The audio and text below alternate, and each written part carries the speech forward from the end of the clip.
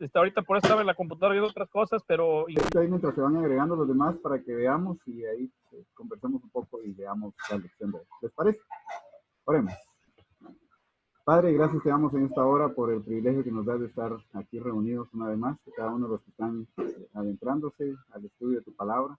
Te agradecemos, Señor, por que tu Espíritu Santo también nos dirige, tu palabra nos enseña, nos redaguye y nos muestra, Señor, tu poder a través del estudio de ella.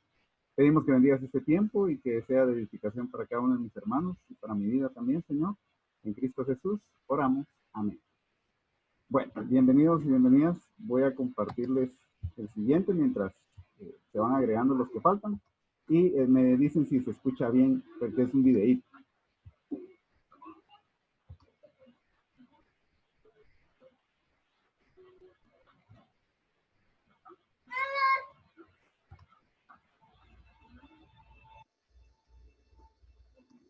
En el siglo I se escribía sobre papiros. El papiro se obtenía de la planta del mismo nombre. En la antigüedad, los rollos de papiro constituían el vehículo más importante para la transmisión y conservación de documentos humanos. La Biblia, en su conjunto, agrupa 66 libros escritos en 3 idiomas: hebreo, arameo y griego. Fue escrito por unos 40 autores que vivieron en diferentes épocas en un lapso de 1500 años. Desde 1400 a.C. hasta cerca del año 98 después de Cristo. Es el libro más antiguo del mundo que aún sobrevive. Cada año se distribuyen unos 60 millones de Biblias o porciones de ello. La primera edición impresa con caracteres móviles salió de la impresa del inventor alemán Johannes Gutenberg en el año 1455, rompiendo el récord mundial en cuanto al libro de mayor tirada impreso en el mundo.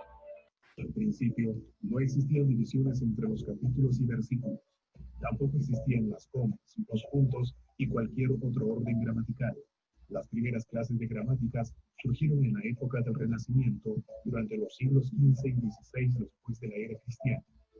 En los manuscritos hebreos más tempranos, la Biblia estaba dividida en versos, pero los versos no estaban numerados. Las divisiones en capítulos fueron agregadas en las Biblias cristianas por el arzobispo inglés Stephen Langton, después del año 1200, y la numeración de versículos se encuentra por primera vez en la Biblia de Bombers en el año 1547.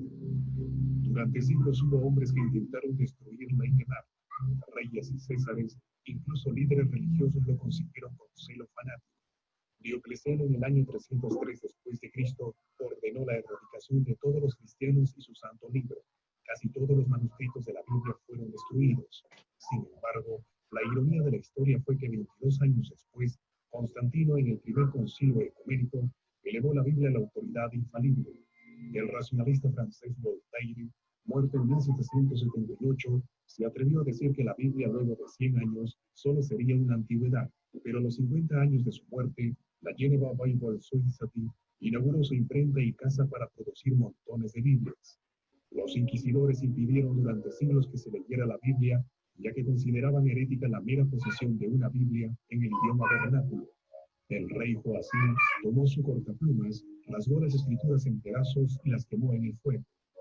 De hecho, aquellos sorprendidos traduciendo y distribuyendo las escrituras a menudo fueron aprisionados, torturados y aún muertos. Los escritores de la Biblia no grabaron sus palabras en piedras o metales, sino que utilizaron materiales perecederos. Los materiales de escritura estaban amenazados por la humedad, el moho y una distinta clase de gusanos, tendiendo a desaparecer con mayor facilidad del papiro. En este punto entran a tallar los llamados soferinos, del hebreo sofeo, significa copista, de la acción de contar y registrar cada palabra. Los soferines son los herederos de los escribas, que copiaron los rollos bíblicos en la época del exilio y post-exilio. Durante 500 años, los soferines fueron colocando las bases para la futura vocalización y el establecimiento de una interpretación autorizada. Luego aparecieron los masoretas. Masorá deriva de la raíz hebrea atar. Otros consideran que viene del verbo transmitir.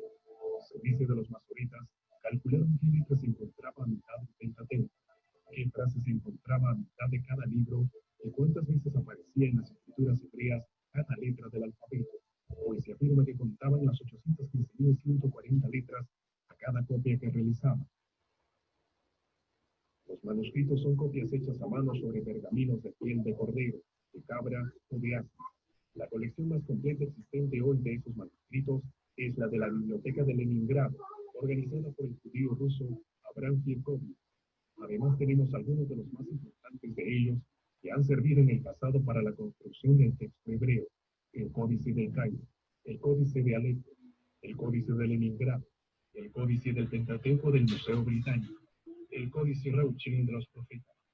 Para el Nuevo Testamento se conocen más de 5.300 manuscritos griegos antiguos que contienen el texto.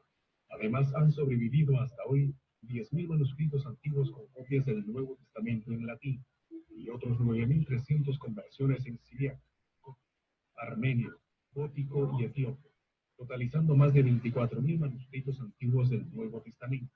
Entre ellos figura el papiro Raila, descubierto por Roberts en el año 1920, publicado en 1935. Tenemos base sólida y comprobada para creer que la escritura se ha transmitido fielmente hasta los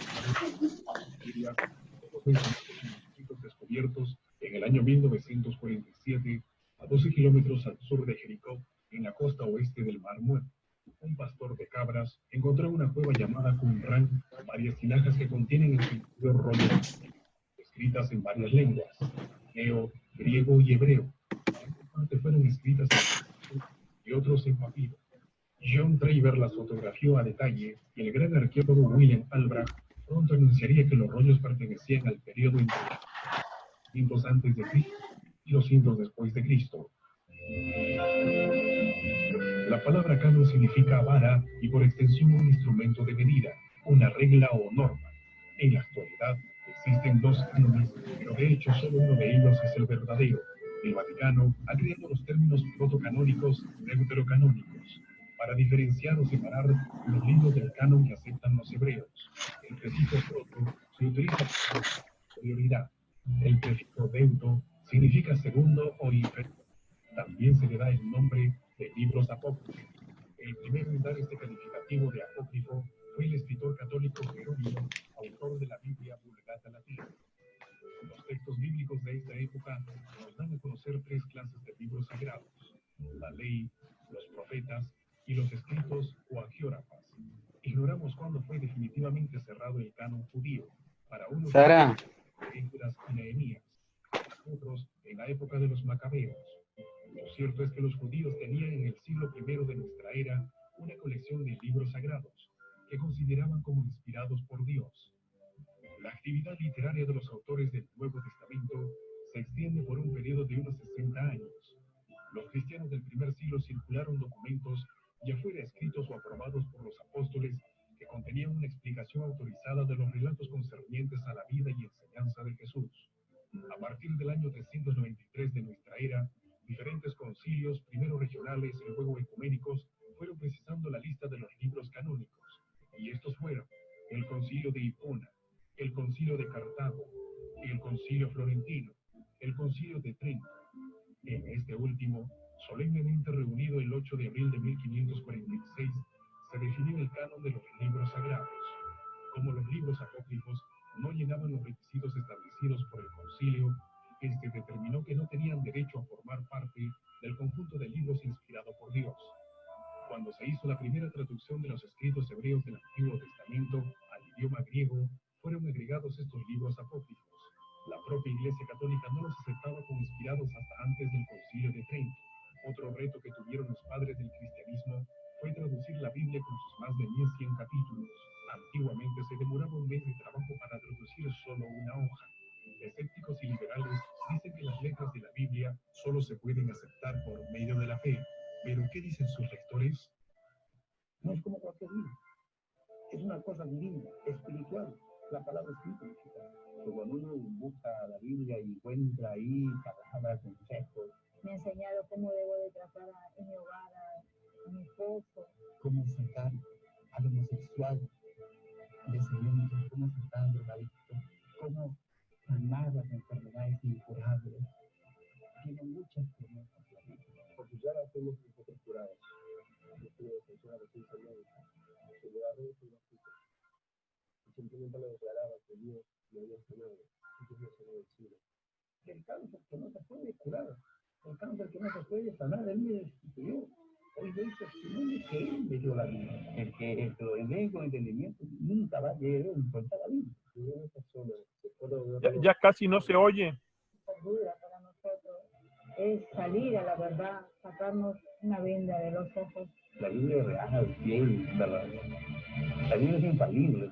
Teníamos a Mahatma Gandhi, a Siddhartha Gautama, a Confucio, y muchos de ellos decían pues sus teorías, sus leyes ascéticas, pero ninguno dijo lo que Cristo dijo. Yo soy el camino, la verdad y la vida. ¿Qué libro se le puede comparar? Es el más divulgado y al mismo tiempo el más citado y criticado del mundo.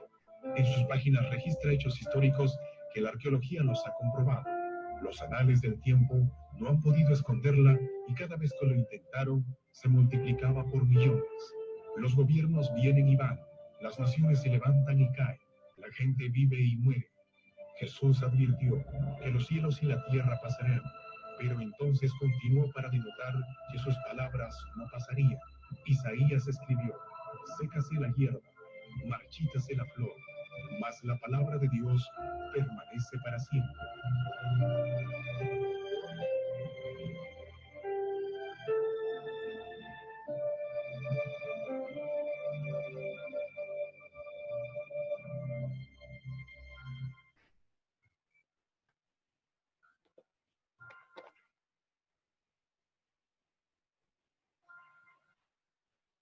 Bueno, no sé si lograron escuchar ahí el mensaje del videito.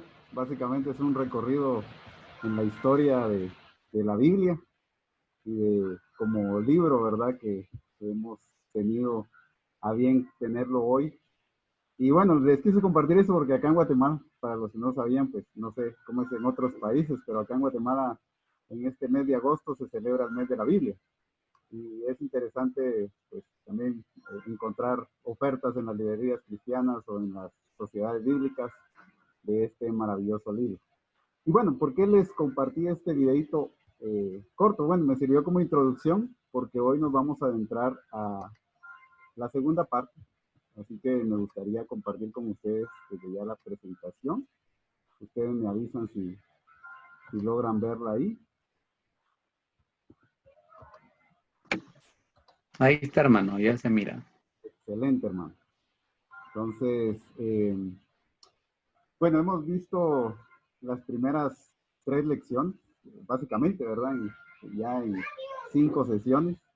Y una pequeña introducción en cuanto a la carta a los filipenses, ¿verdad? Básicamente lo que hemos visto en nuestras primeras 5 sesiones, ya estamos sobre la 6ª en esta reunión. Y damos gracias a Dios porque ustedes han sido fieles a proseguir a la meta, ¿verdad? Vamos ahí a la 4ª parte de las 20 semanas que nos propusimos y doy gracias a Dios por eso. Así que vamos a recordar las palabras de Esdras y recordar que nuestra preparación personal es importante, ya que Esdras había preparado su corazón. Dice, ¿para qué? Para inquirir, dice la Reina Valera. Otras traducciones dice para estudiar. ¿Para estudiar qué? La ley de Jehová o la ley de Dios, la ley de nuestro Señor, la ley de nuestro Salvador, la ley del Todopoderoso. ¿Y para qué? No solamente para estudiarla, ¿verdad? No solamente para aprenderla en su mente, sino que también para bajarla a su corazón y para cumplirla, dice. ¿Para qué? Para ponerla en práctica. Y también, por ende, después de que él la adquiere ese conocimiento, él la estudia, él es diligente, él se prepara, él la explora y no solamente ello, sino que la pone en práctica, también la comparte con otros. Eso es enseñarlo, ya que Esdras estuvo dispuesto también a compartir ese conocimiento, a enseñar al pueblo de Israel los estatutos y decretos que Dios le había mostrado. Eso es parte de nuestra preparación que hace el estudio de la Biblia, ¿verdad? Sé que es un reto, a mí me cuesta, no sé si a usted le cuesta, pero a mí me cuesta. Aquí están mis hijos y mi esposa de testigo, a mí me cuesta, lo admito. ¿A usted le cuesta? Pues bienvenido, porque ese es el reto, por eso estamos acá. Y hay algunas reglas indispensables. Siempre tenemos que empezar el estudio ¿con qué? Con oración. Oración. Oración. Están pensando ahí. Y bueno, y les agradezco por tener ahorita sus micrófonos silenciados, pero si me quieren interrumpir, lo pueden activar.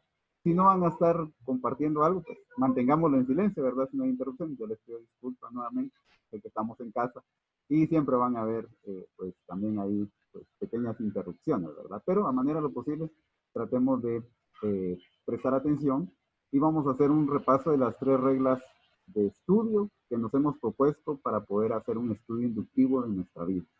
Y la primera regla de estudio es el estudio y la primera regla, perdón, del estudio es la observación. En la observación dijimos que vamos a aprender qué dice el texto bíblico, qué está tratando de decir la Biblia, ¿verdad? Y para eso también vamos a repasar las 7 preguntas más adelante. También vamos a entrar a la segunda etapa, que por cierto hoy es la primera parte de ello, la interpretación. Vamos a conocer qué significa el pasaje, qué está diciéndonos el pasaje. Perdón, que ya... Hoy, qué está diciendo el pasaje para nosotros hoy, ¿verdad? Y por último vamos a hacer una aplicación que es lo que significa para nosotros ese pasaje, qué es lo que en algún momento dado hemos aprendido de ese pasaje, qué es lo que Dios nos está mostrando a través de haber hecho la observación, la interpretación de vida, haber entendido para quién era el mensaje, de qué estaban hablando, qué era lo que estaban viviendo los personajes bíblicos, el escritor bíblico en su momento, en su tiempo, y ya de ahí pues nosotros hacemos esa aplicación para nuestra vida. Y bueno, algunas recomendaciones para hacer una sana y una correcta observación es que tenemos que leer varias veces, ¿verdad? Es por eso que hemos hecho la lectura de Filipenses. Me imagino que ahorita ustedes ya son expertos en la carta de los Filipenses, ya me imagino que han aprendido varios textos de memoria, pero ese es el reto, ¿verdad? Seguir leyendo, y entre más leemos, más descubrimos y más preguntas tal vez nos hacemos, aparte de las 7 preguntas básicas que yo les mencioné, porque recuérdense que son 7 preguntas básicas, pueden haber más. Estas solo son básicas para que uno se adentre y se haga más preguntas, ¿verdad? Y entonces, haciendo ese repaso en la observación, hemos visto que es importante conocer quién es el escritor, quiénes son los que están recibiendo ese escrito, cuáles son los personajes que se mencionan en ese escrito, qué o cuáles son los datos que hay en ese escrito, cuándo sucedieron los hechos, ¿verdad? Si hay un momento histórico, dónde están ubicados los eventos, dónde se dieron, ¿verdad? ¿Por qué es que el escritor o por qué en algún momento dado los personajes se desarrollan dentro del tema? ¿Cómo se desarrollan los eventos, los momentos, los datos dentro del el texto que estamos leyendo? Y por último, ¿qué? ¿Qué nos está diciendo Dios a través de todo esto para nosotros? Y bueno, ese es un breve repaso para seguir, pero antes de continuar, me gustaría hacer algunas preguntas que ustedes las están viendo ahí. Y es para que quiera responder. ¿Qué ha observado usted? ¿Qué he observado yo hasta este momento en mi estudio? ¿Qué he aprendido yo que antes no sabía, que antes no conocía? ¿Y qué versículo ha valido la pena aprender de memoria? No sé, 1 o 2 que nos quieran compartir a manera de testimonio, qué ha observado, qué ha aprendido y qué versículo se ha tomado el reto de aprender de memoria. Bueno, a ver, más o menos sería, para mí ha sido muy importante el aplicar el método que nos están enseñando, porque leo la escritura, leo la carta, por ejemplo, que nos dieron, y empiezo a ver cosas con un poquito más de detalle, y no voy a decir con un poquito, la veo así como con una lupa ya con ¿cómo se llama? Con un microscopio. Hay cosas que al parecer en una lectura normal o en una prédica se pasan por alto. Y bueno, de lo que me ha servido también, de lo que he aprendido es aplicarla o sentirme yo que, por ejemplo, la carta de los Filipenses fue escrita para mí. Entonces, eso me ayuda mucho a poder entender, ¿verdad? Y una de las cosas ahí en los cuestionarios era precisamente el saber quiénes son los personajes que salen, que al parecer serían irrelevantes, pero tienen una función, si no, pues obviamente no saldrían, ¿no? no me sé el número de versículo, pero para mí así muy importante ha sido el de vivir es Cristo y morir es ganancia. Creo que eso es así como una bandera que podemos tener nosotros, o al menos yo que puedo tener, muy difícil muy fácil de decir, muy difícil de cumplir. Tenemos la bendición aquí que no somos perseguidos, que podemos reunirnos, que nos podemos congregar y que no tenemos problema. Pero yo he estado en contacto mucho últimamente con misioneros, a donde pues así, ahí sí hay problema, ¿verdad? Entonces es una bendición poder estudiar la Biblia, pero más bendición poderla compartir. Y bueno, aún más ahorita con este tipo de estudios, poder entenderla para poderla predicar o para poderla enseñar, ¿verdad? Entonces, a mí sí me ha servido de mucho el estudio. Quiero comentar además que ya había escuchado, pero realmente pues aquí me están llevando de la mano, ¿no? Al principio pues me atrasé porque no me llegaron los cuestionarios y porque luego no me dio tiempo, pero toda esta semana me puse a leer la tarea, y he tenido un problemita ahí porque no tengo el libro, apenas lo conseguí, aquí no lo venden, pero también el libro se me ha hecho muy interesante. Y pues le agradezco a Dios por esta oportunidad y realmente de mucha ayuda, ¿verdad? Y sí, hay que estudiar la Biblia a fondo, ¿no? Meterla en un microscopio para poder en un momento dado escudriñarla y saber lo que realmente quiere decir. Las preguntas estas son muy básicas, ¿no? Excelente, hermano. Pues, ¿Me permite, hermano? claro, por favor. Agregando un poquitito, buenas tardes, Dios les bendiga.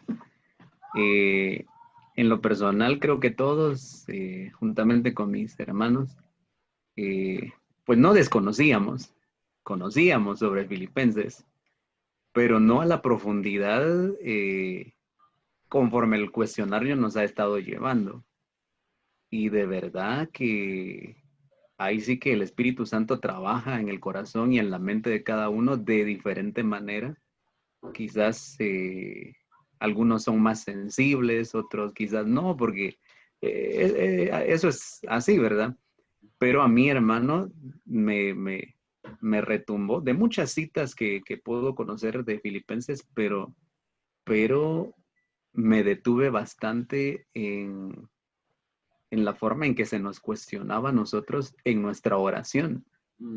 Y verdaderamente Pablo tenía un amor, pero sorprendente para los creyentes, a tal punto de que, o sea, él estando en prisiones, él estando en las circunstancias adversas, oraba con mucho amor. Y en el cuestionario que se nos hacían preguntas, ¿verdad? De cómo era la oración de Pablo para con ellos. Y él no pedía cosas, perdonen la expresión, cosas vanas como nosotros hacemos. Que a veces nos enfocamos en las cosas tal vez materiales, oramos por nuestros hermanos, por las necesidades, pero se nos olvida orar y pedirle a Dios realmente porque abunde en amor ese hermano en Cristo, porque crezca en conocimiento, porque la gracia del Señor se derrame cada día en su vida y porque esté preparado para esa buena obra. Y así podría continuar, ¿verdad, hermano? Pero como la pregunta es, ¿quién nos ha dejado? Ahí es donde a mí digamos que me ha pegado fuerte. Qué bueno. En la forma de orar y ha sido de mucha bendición. Y podría seguir hablando yo, pero yo sé que algunos otros quieren compartir. No, Gracias, hermano. Yo. Por cuestiones de tiempo les voy a pedir que pueda participar así brevemente y ya que... Sí, poquito. Pero yo sé que hay mucho que compartir y me parece que... Pero le doy un minuto ahí para que nos comparta su sentir, perdón. Bueno, Dios les bendiga a todos, hermanos. A mí ha sido de mucha bendición estar en este estudio y ver que la Biblia es atemporal, ¿verdad? Que lo mismo que vivió Pablo, puede ser que nosotros también lo estemos viviendo, ¿verdad? No así en las cárceles y persecuciones, pero sí en otros aspectos, cuando nosotros servimos al Señor, hay mucha, así como falta de unidad o envidia, ¿verdad? Y entonces eso, ¿cómo actuamos nosotros? ¿Cómo es que nosotros reaccionamos a esas situaciones? Y ver que la palabra ahí sí que es la misma de ayer y de hoy, ¿verdad? Y que nos aconseja el Espíritu Santo a seguir adelante y poner la mirada siempre en Cristo Jesús.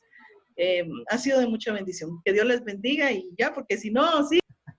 Amén, hermana, gracias. No, es muy enriquecedor, realmente yo siento en ese sentir, estoy en ese sentir con ustedes. Así que, continuando, entonces, hoy déjenme contarles, ya hemos visto, ya que ustedes han aprendido o han tenido las herramientas necesarias para hacer la observación de vida del pasaje, de cualquier pasaje que ustedes estudien, de cualquier texto bíblico, de cualquier porción, de cualquier libro, capítulo o texto.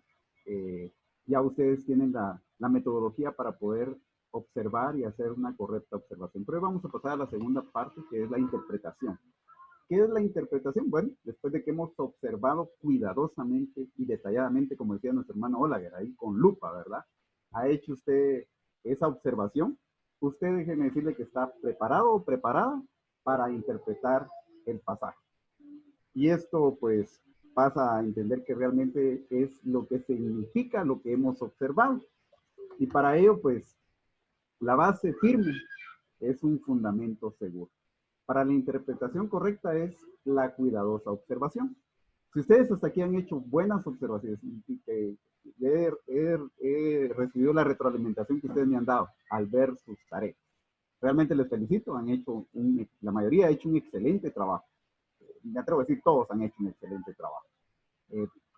Pero muchas veces pasamos la lectura muy rápido, ¿verdad? Y leemos y a veces queremos, como decía nuestro hermano también, sobre todo a mí me ha pasado también cuando yo comparto algún texto, ¿verdad? A veces leyéndolo y cuando no he hecho la observación así atenta, paso por alto cosas. Y me pasa aún en el estudio que tenemos como familia. Cuando mi hijo pequeño, que tiene 7 años, a veces cuando leemos juntos y todos hacemos la lectura de los salmos, estamos leyendo salmos, él a veces en otras cosas que a veces paso por alto, o mi esposa pasa por él y nos quedamos observando y wow, sí, es cierto, ¿verdad? Esa perla que estaba ahí, que la habíamos pasado por alto. Pero así nos pasa a todos, y eso es el mensaje de Dios para nosotros. Entonces, cuando hemos hecho el debido cuidado, la debida observación al texto, entonces nosotros mismos podemos experimentar un significado.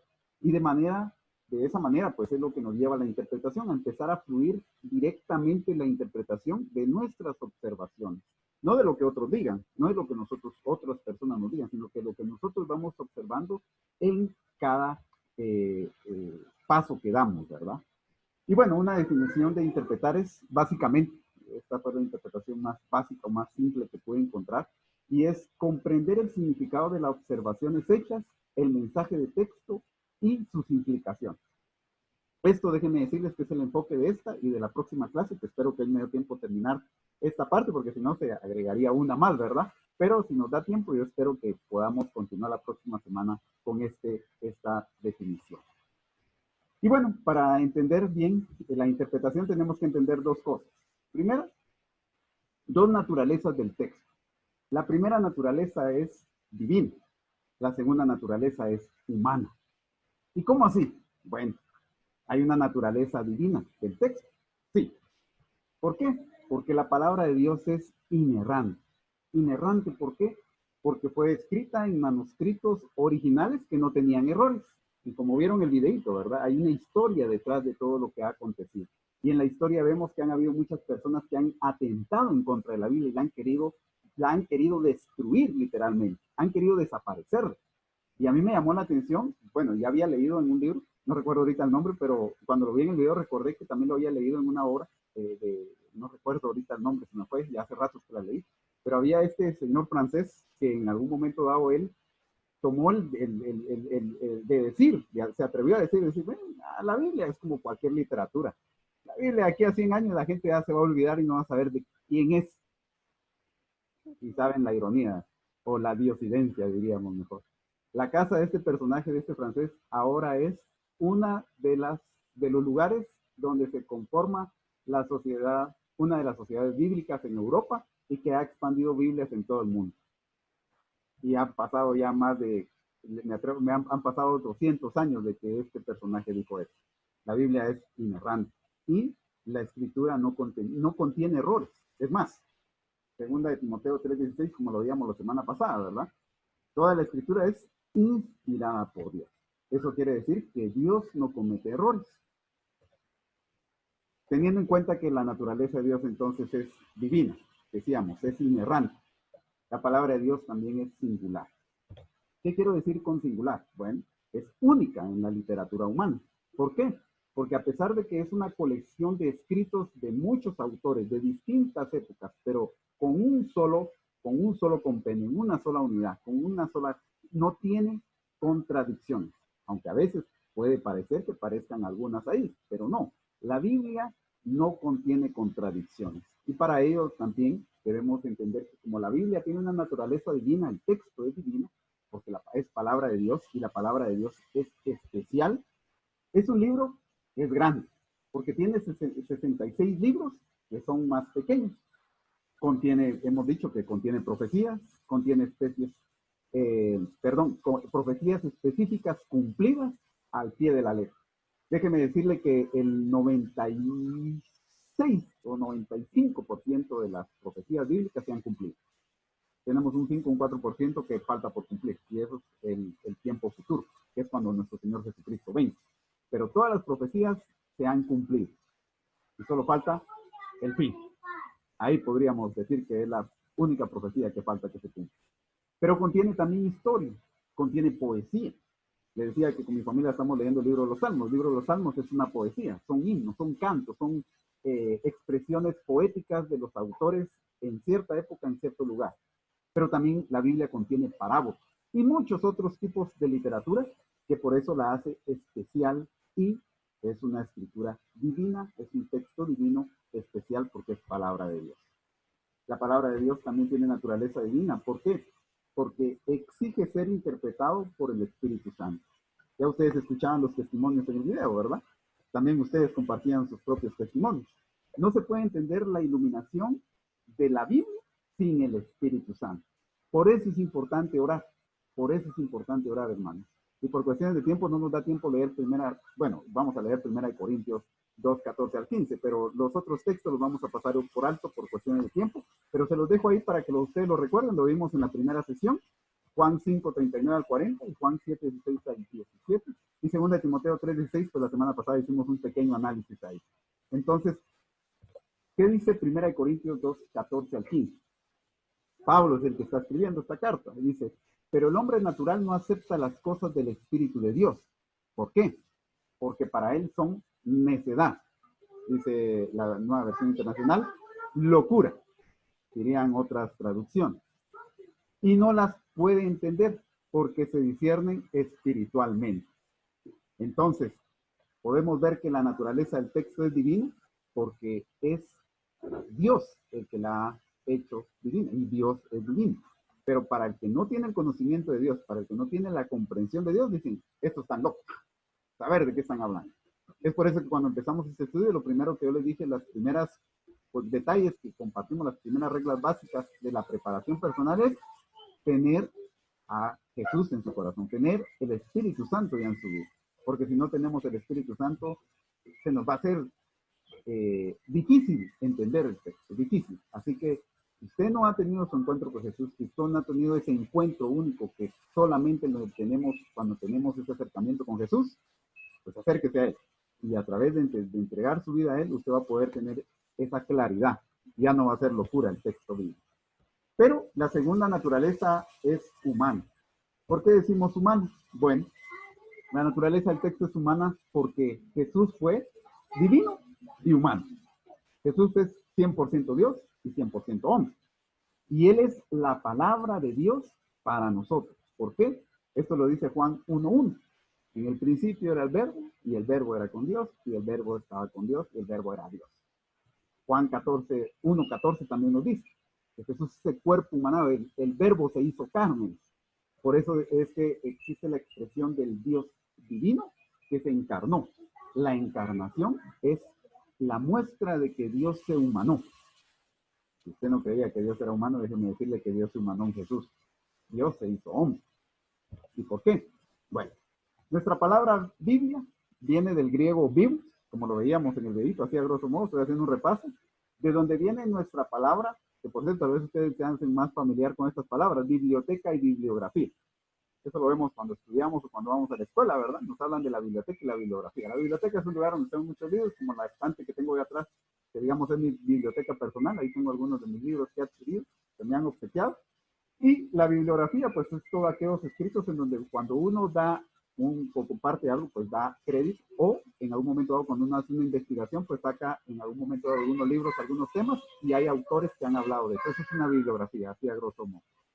Entre otros, ¿verdad? Pero en sí la Biblia significa libro. Y este es un libro escrito también por hombres. ¿Por qué? Porque a pesar de que la naturaleza del texto es divina, que Dios la habló, que Dios la exclamó, que Dios la pronunció, Dios utilizó a seres humanos, porque es importante mencionar también que hay un elemento humano en el escrito bíblico. ¿Por qué es importante eso? Bueno, porque como la naturaleza del texto es humano, como libro de Dios, primero, está escrito en lenguaje humano. El hebreo, el arameo, el griego, fueron idiomas que existieron en diferentes épocas. Y hoy nosotros tenemos nuestra Biblia en nuestro idioma. Hay muchos que tienen diferentes nombres. Yo les he mostrado que tengo esta, pero también tengo esta otra. Y están en español. Son versiones que están en español. ¿Quién hizo esto? Hombres.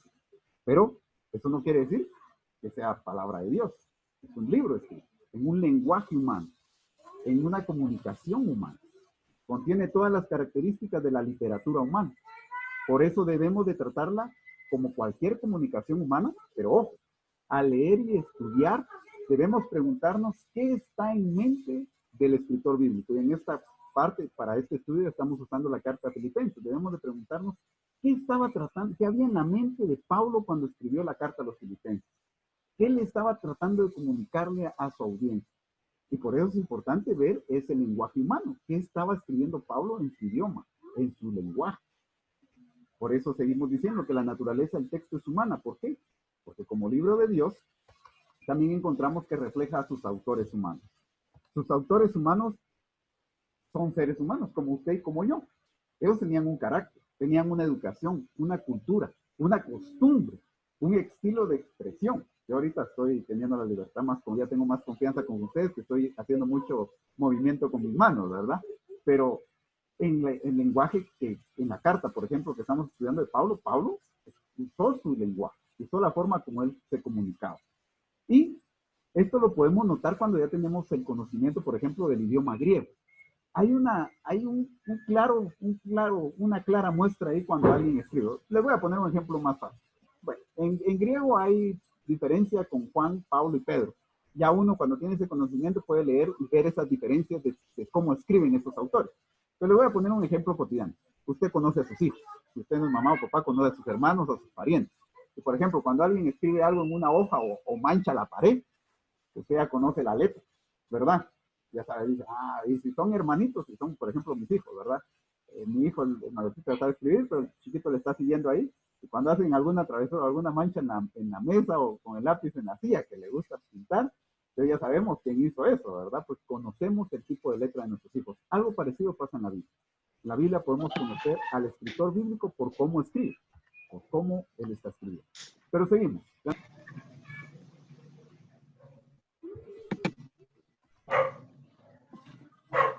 Nos dejó picaditos. Perdón, qué bueno. Ahí, perdón, hermanos, que así pasa. ¿Verdad? Se acabó el 20. Se acabó, sí. Esto no me avisó cuando ya me había cortado. Pero bueno, creo que ahí ya pueden ver nuevamente donde nos quedamos. No sé si ahí nos quedamos o me quedé antes, dijo. En el número 3, ahí refleja la época. Ok. Bueno, si quieren aprovechamos el tiempito que nos queda y después vamos a tratar de culminar esta parte. Y decíamos entonces que la naturaleza del texto es divina y humana. Divina porque nos muestra, ¿verdad? Hacer un repaso así rapidito para los que se conectaron tal vez después. Vamos a hacer un repaso así solo decíamos que la naturaleza del texto es divina porque es, así rápidamente, inerrante, singular, especial y que exige ser interpretada por el Espíritu Santo. Pasábamos entonces a que la naturaleza del texto también es humana, porque es un libro que está escrito en un lenguaje humano, pues, se refleja lo que los autores humanos en esencia son, por su carácter, educación, cultura, costumbres, ¿verdad? O formas de escribir. Y decíamos que entonces la naturaleza del texto es humana, porque el libro de Dios refleja la época en la que vivía el autor. Bueno, acá esto es importante mencionar porque en la época en la que vivía el autor vale la pena resaltar los eventos, las costumbres, tanto haciendo una distinción principalmente de lo que eran las costumbres y los eventos que vivían en el Antiguo Testamento y lo que se vivió en el Nuevo Testamento, ya que cada época es distinta también. Entonces es importante reconocer en qué época está el autor.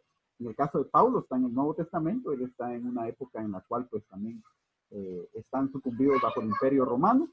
El idioma común era el griego koiné, y ese es el idioma que él en algún momento hablaba, ¿verdad? Solo haciendo un pequeño repaso de la carta a los Filipenses. Pero dice, es importante entonces notar que refleja la época en la que vivía el autor, los momentos, los eventos, las costumbres, las aplicaciones de los autores se dirigen a esas épocas y contextos específicos. Esto es importante porque también en la interpretación a veces se ha caído en errores, ¿verdad?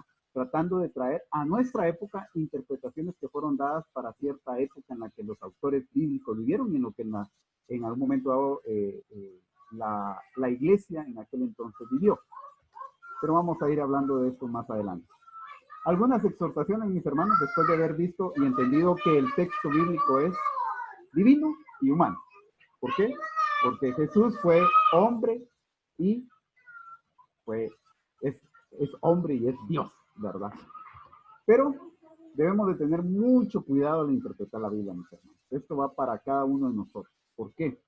¿Por qué tenemos que tener mucho cuidado? Bueno, porque si interpretamos incorrectamente, vamos a enseñar incorrectamente. Y si enseñamos incorrectamente, estamos enseñando lo que no enseña la Biblia.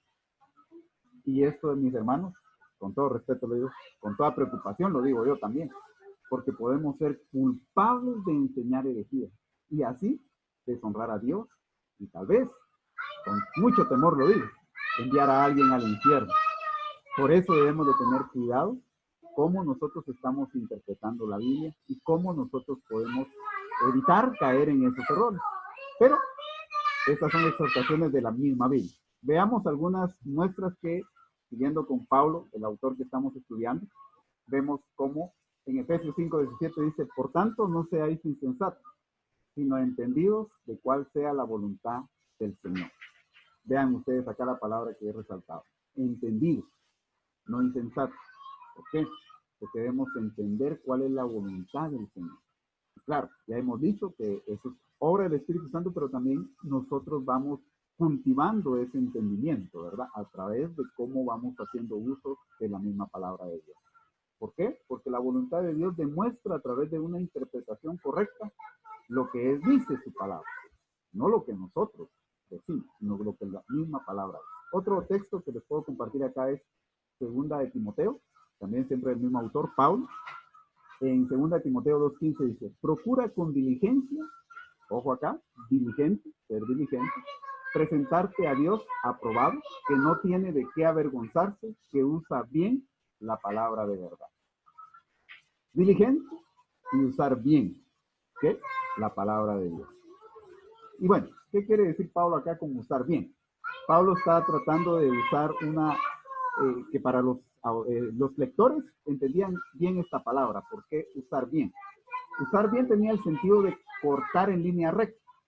Usar una plomada, un nivel para construir una casa en la antigüedad.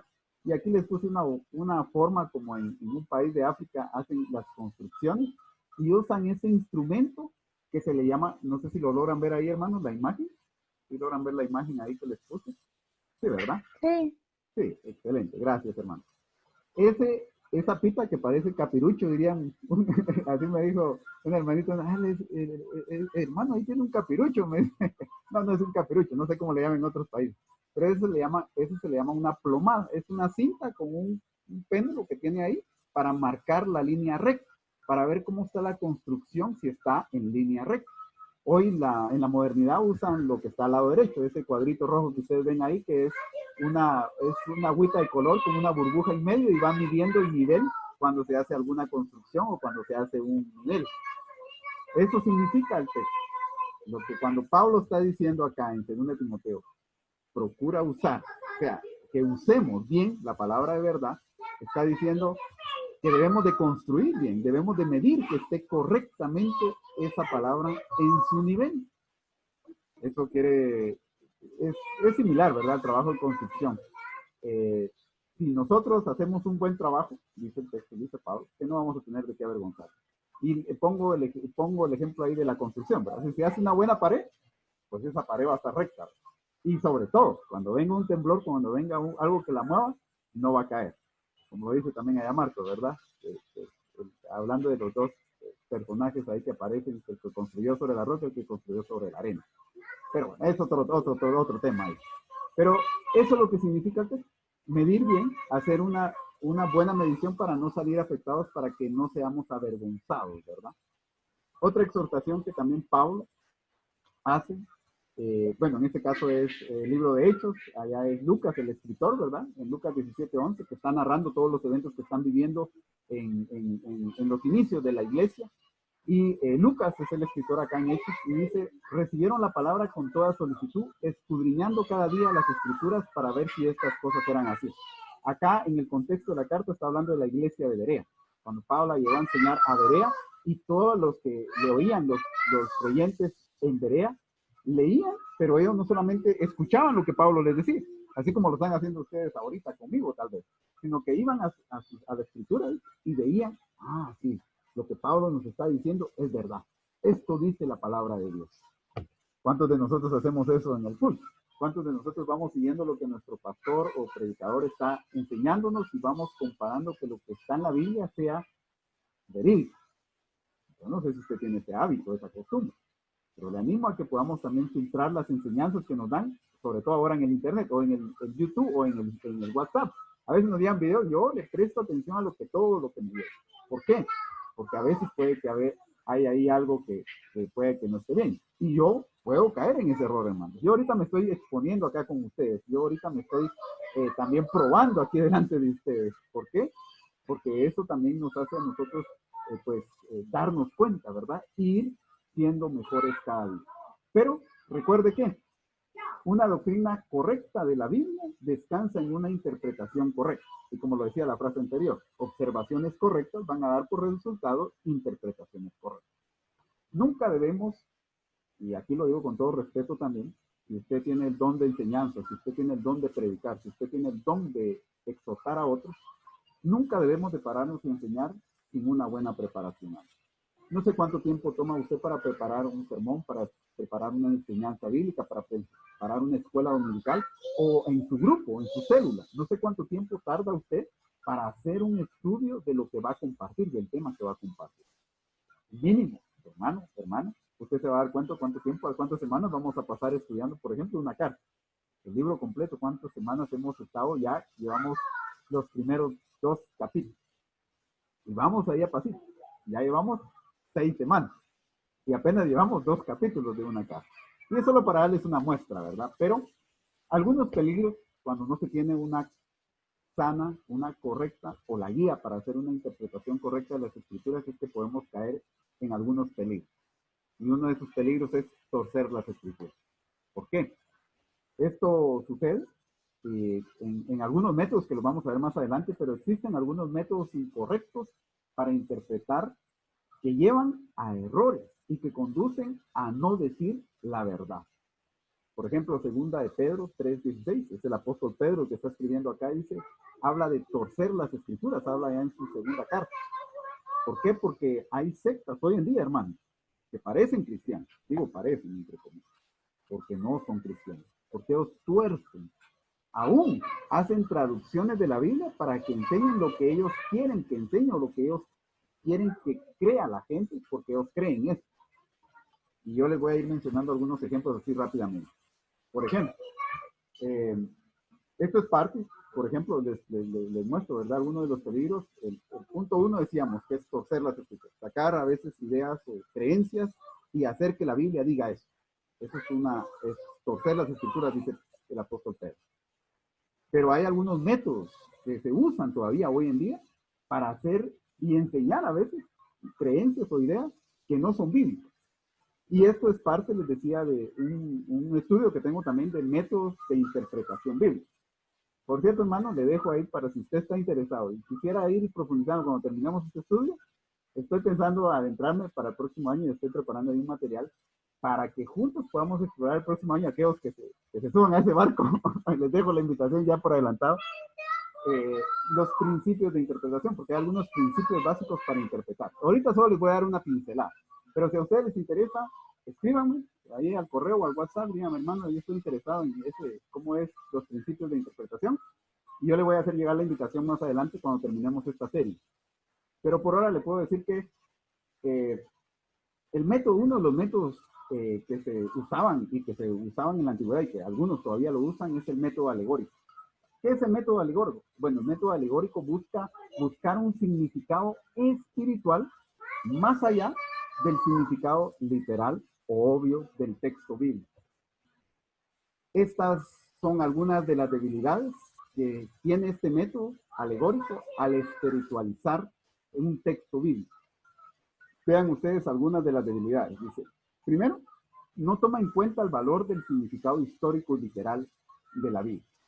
Omite, pasa por hecho los eventos que sucedieron, los momentos, por ejemplo, la carta a Filipenses, podríamos decir que pasa por alto que Pablo estaba preso, ¿verdad? Que en algún momento él estaba sufriendo cárcel. Otro de las debilidades de este método de interpretación es que es casi totalmente subjetivo. ¿Qué quiero decir con subjetivo? Que se basa en las emociones. Yo hoy me puedo parar delante de aquí y decirles, Dios me habló hoy. Yo sentí que Dios me habló hoy y me dijo esto para usted. Ojo, esa es una forma de usar este método alegórico. Decir, pararme yo enfrente del púlpito y decir, el Señor me dio una revelación hoy. Y comunico algo que es mi sentir, que son mis emociones, yo lo que sentí. No estoy diciendo que Dios no hable hoy. No estoy diciendo que puedo tener esa experiencia. Yo lo que estoy diciendo es que al hacer eso, yo puedo estar cayendo en este método alegórico, subjetivo, que me baso en mis emociones, cómo me siento yo hoy, para compartir un mensaje que no es de Dios, que no es de la Biblia, sino es mi sentir, mi emoción, mi experiencia. Y esto, pues déjeme decirle que lamentablemente no es usado por los autores bíblicos.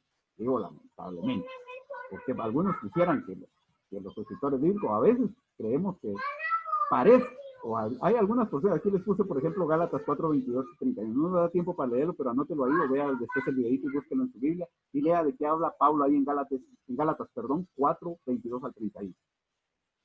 Pablo está haciendo ahí una comparación, por cierto, pero él está hablando de una manera alegórica de esta parte. Pero hagan la lectura ahí ustedes y lo podemos hablar en otro momento. Pero siguiendo con las debilidades de la espiritualización o del método alegórico, es que no interpreta el texto con un sentido normal. Cuando hablo con un sentido normal es que a veces es tan obvio lo que el texto dice, pero a veces queremos hacer lo que parezca así como que más surreal, más elevado o más espiritual, ¿verdad? Otro de los peligros es que cuando hacemos uso de otro método, que ese es otro método también, que es el método dogmático o el dogmatismo, que es un método también para interpretar la Biblia, es que se rige en base a dogmas o a doctrinas, enseñanzas que tal vez su iglesia, su denominación tiene y da por sentado de que es así y que nadie más tiene la razón. Uno de los peligros que se pueden cometer con esto es decir que somos la única iglesia que tiene la verdad y nadie más. Esa es una forma dogmática en cuanto a dejarnos que lo que creemos sea el intérprete de la Biblia y no cuánto de lo que enseñamos enseña toda la Biblia. Recuerden que la Biblia es un canon de 66 libros. Y por ejemplo, podemos comparar Filipenses con todo el resto de la Biblia y en qué se diferencia, en qué se complementa y en qué está en completa distinción. Pero es un compendio bíblico. Pablo no contradice las verdades eternas. Pablo no contradice las verdades absolutas.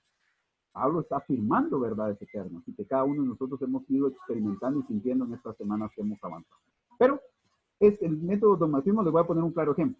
La tradición católica usa este método y ellos dan por sentado que los dogmas son como interpretación por Dios, son dados por Dios. Es solo una muestra de eso. ¿Cuáles son las debilidades del dogmatismo? Bueno, pone de fuera la crítica a las doctrinas falsas, ¿verdad? O sea, como les decía, no pone comentarios a las falsas doctrinas, sino que en algún momento dado, o mejor dicho, se enfrenta y dice, bueno, todas las demás religiones, todas las demás creencias son falsas. Todas se oponen a esta enseñanza del dogmatismo, a esta forma de interpretar la vida de manera dogmática. Nosotros tenemos la verdad, nadie más tiene la verdad. Y no estimula el estudio personal de la Biblia, sino que se impone. O sea, hay una persona que dirige desde un lugar, desde arriba, y le dice esto y esto y esto, y toda la gente dice amén. Y nadie más cuestiona, nadie más estudia la Biblia por sí solo de manera personal. Tercer debilidad del dogmatismo. Niega la unción del Espíritu sobre el creyente individual. ¿Por qué? Pasa por alto. Pues lo espiritualiza tanto que pasa por alto el Espíritu mismo o lo involucra por tradiciones humanas, que en algún momento dado también es otro de los errores, ¿verdad? Que lo asemeja mucho a doctrinas, enseñanzas que en algún momento han sido por años, pero lo llega a un nivel de que son como la Biblia, que se olvida del Espíritu, la obra del Espíritu de Dios en cada creyente. Y el cuarto peligro, otro de los métodos de interpretación, es el racionalismo, que somete toda la escritura al juicio humano para determinar su validez o su veracidad y da interpretaciones naturales a eventos y milagros sobrenaturales. Por ejemplo, les puedo mencionar el evento del Éxodo, cuando Moisés cruzó el Mar Rojo. Y la Biblia dice que Dios le dijo a Moisés que alzara sus manos y que él iba a abrir el mar para que el pueblo pasara. Ustedes pueden ver, y hay hasta programas de televisión que hablan eso, hermano. Tal vez ustedes ya lo han visto, han escuchado. Hay personas que enseñan en internet barbaridades. Pero ellos pasan por algo porque están tratando de explicar científicamente cómo es que el mar se pudo abrir sin la intervención de Dios. Que hubo un viento que sopló y que al abrir, pues el nivel del mar estaba muy bajo y por eso, hermanos, eso es el racionalismo. El racionalismo busca darle interpretaciones naturales, humanas, lógicas, a milagros que son sobrenaturales. ¿Cuáles son las debilidades del racionalismo? Bueno, presupone la imposibilidad de los milagros, ya lo dije, niega que hay milagros, ¿verdad? Da más valor al criterio humano que a los testimonios o testigos oculares de los textos bíblicos mismos, de los autores bíblicos y el criterio mismo de Dios.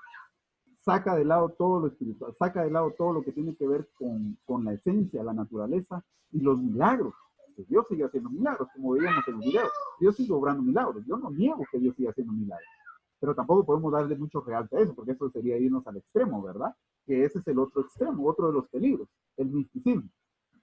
Considerar que el significado más importante es el que Dios comunica en forma mística, espiritualizando las cosas, ¿verdad? Al individuo a través de un pasaje, ¿verdad? Es muy parecido al método alegórico, espiritualizar.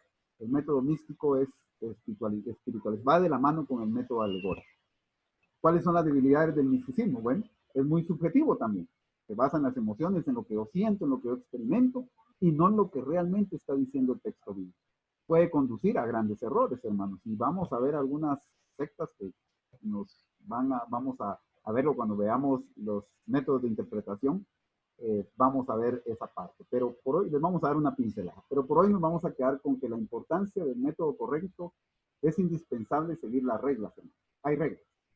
Si usted sigue el patrón o la forma como le estamos enseñando, que ahorita empezamos por la observación, haciendo las 7 preguntas básicas, que pueden haber muchas otras, y yendo observando detenidamente, como decía nuestro hermano Olaver, con lupa y con microscopio, y tratando, pero tal vez no encajándonos mucho en eso, sino que siempre viendo el panorama, que recuérdense que la carta a los Filipenses es uno de los libros de los 66 libros que están en toda la Biblia.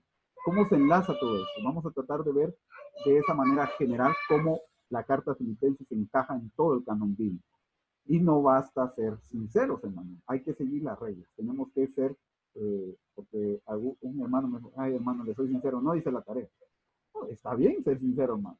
Pero si no hizo su tarea, déjeme decirle que no está aprovechando su tiempo y no está siendo fiel en lo que en algún momento dado Dios le ha llamado a hacer. Yo no lo llamé, fue Dios el que lo llamé a que usted siguiera este proceso y a que usted sea fiel. Así que aquí voy a hacer un poquito de una pausa para aquellos que van atrasados en sus tareas. No se preocupen, hermanos, háganlo por semana, no traten de hacerlo todo de un solo. Yo lo que quiero que ustedes disfruten el estudio.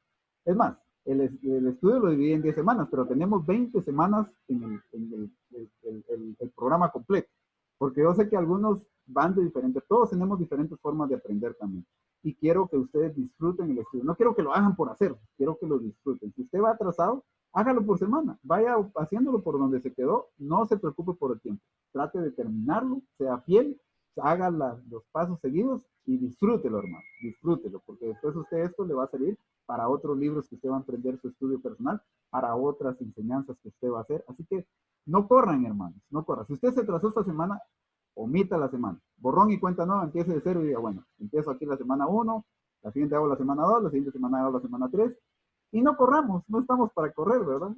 Bueno, mientras Cristo no venga, tenemos todo el tiempo del mundo para disfrutar del estudio de la palabra de Dios. Así que no corran, hermano y hermana, por favor. Disfrute su estudio. Y quería dejarles esto. Pero no basta con ser sinceros. Sigamos las pausas. Y nunca, nunca, nunca, nunca, nunca, jamás, decía mi maestra, y yo lo tomo ahora para mi vida, debemos a ponernos delante de los demás sin antes prepararnos, hermano. Cualquiera que sea, si usted va a compartir con su familia, trate de leer antes, trate de hacer sus observaciones, trate de hacer este método y trate de hacerlo fielmente y se va a dar cuenta que se va a escudriñar el texto bíblico, a profundizar de una manera que tal vez nunca antes lo había hecho. Y usted ahora tiene esta oportunidad, aproveche. Disfrute su estudio, sea diligente y por favor, cuidémonos de caer en estos 3 errores. Primero, no tengo que estudiar porque el Espíritu me guiará. Y con todo respeto, hermano, si usted ha tenido ese pensamiento, trate de minimizarlo. Sé que el Espíritu Santo nos ayuda y usted lo está viendo. Y Él le va mostrando, porque ustedes, ahorita que testificaron, ustedes se dieron cuenta cómo el Espíritu les va revelando al ir siendo diligentes y observando el texto por sí mismo. Es palabra viva, es palabra divina y es humana. El Espíritu está inmiscuido en ello y en nosotros.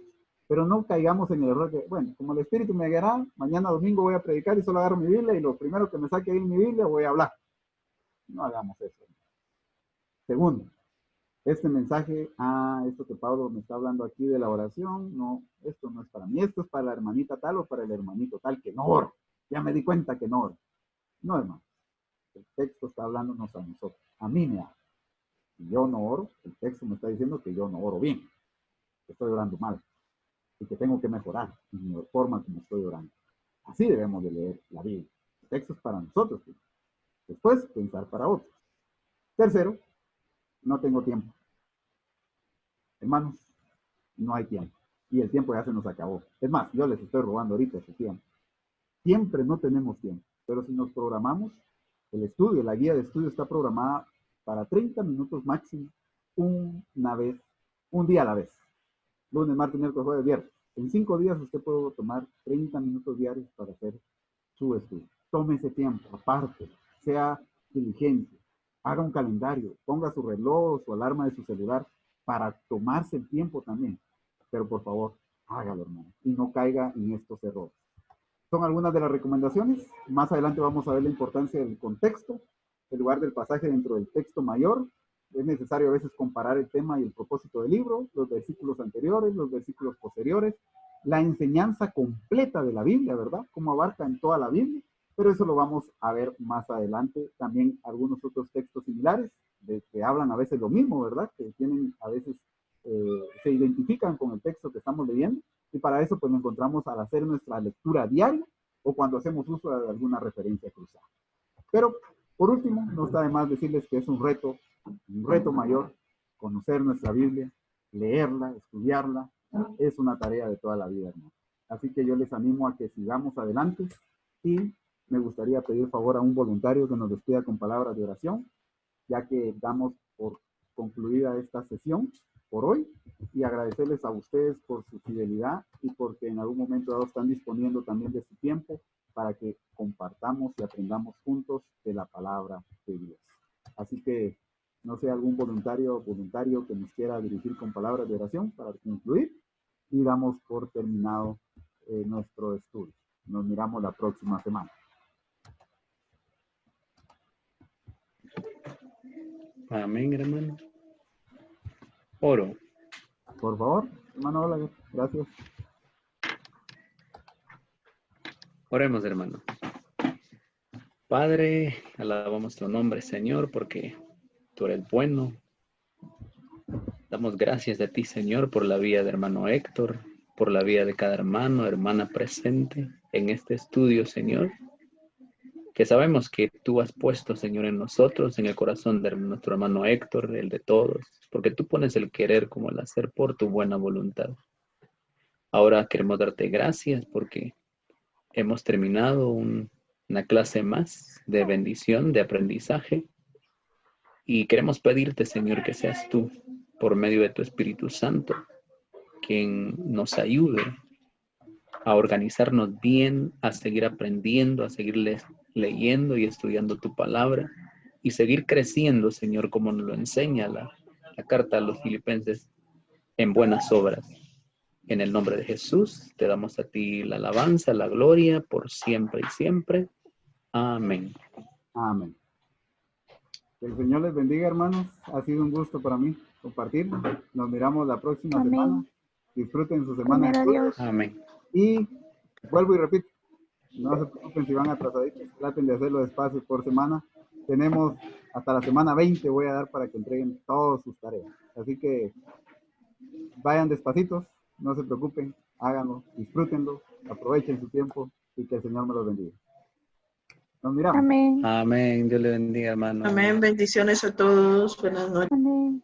Buenas noches. Gracias, bendiciones a cada uno.